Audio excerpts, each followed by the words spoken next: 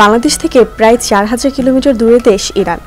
আয়তন 16,48,000 বর্গ kilometre. Iran Bangladesh থেকে প্রায় 11 গুণ বড়। 2023 সালে হিসাব অনুযায়ী দেশটিতে প্রায় 9 কোটি মানুষ বাস করে। ইরান নামের একটা ইতিহাস আছে। পারস্যের একটা এলাকার নাম ছিল পারসা।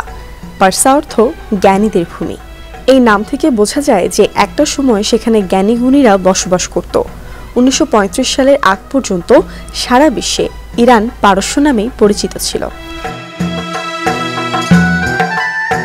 ইরানের ইতিহাস বলতে গেলে আমাদেরকে অনেকটা পেছনে যেতে হবে।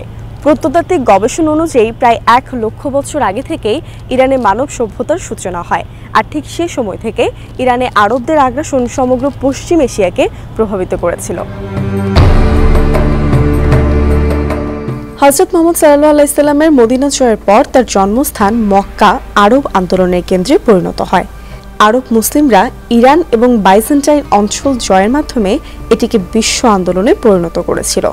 623 সালে বাইজেন্টাইন সম্রাট হেরাক্লিয়াস রোমান অস্ত্রের উপর ভিত্তি করে পারস্যের সফলতাকে একেবারেই পরিবর্তন করে দেন।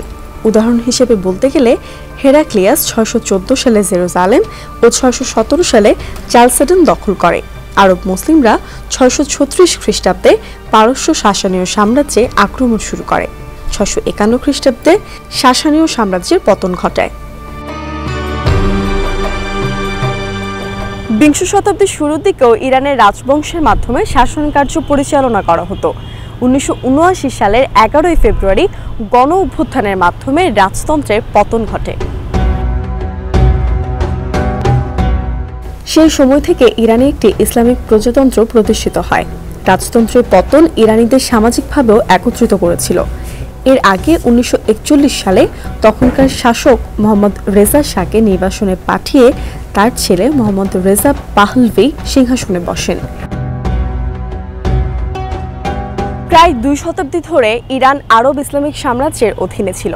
সংবিধান অনুসারে ইরানের রাষ্ট্রীয় ধর্ম শিয়া ইসলাম। এখানকার শতকরা 99% মানুষ শিয়া মুসলমান। তারা জাফরি শিয়া মতবাদে বিশ্বাসী। এর আগে বেশিরভাগ ইরানি শাসনীয় সাম্রাজ্যের ধর্ম জরথ্রুস্ত ধর্মে বিশ্বাসী ছিল। জরথ্রুস্তীয় বা পারসিক ধর্মের প্রবর্তক জরথ্রুস্ত। তার নাম অনুসারে বিশ্বের বিভিন্ন ভাষায় এই ধর্মের নাম হয়েছে জরোয়াস্ট্রিয়ানিজম বা জরথ্রুস্টবাদ।